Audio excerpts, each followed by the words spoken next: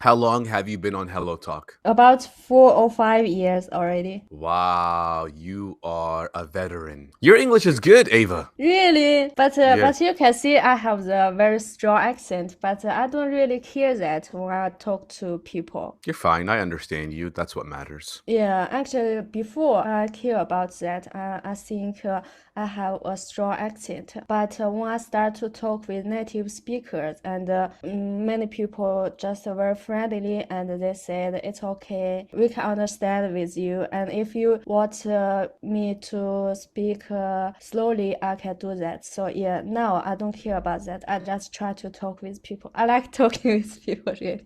That's nice. Are you joining other people's live streams as well? Are you practicing your English with other type of speakers like British speakers and Mm, Australian speakers? yes, I join other people's live stream when I'm free, but I follow some people, and when they are not on live stream, I join others. Nice. That's Yeah. good. Do you see some improvement in your English during your years on HelloTalk? Do you really feel like you've improved because of this app? Yeah, of course. I have been on this app like for 5 years, and I use that app almost every day. Like, comment, and subscribe.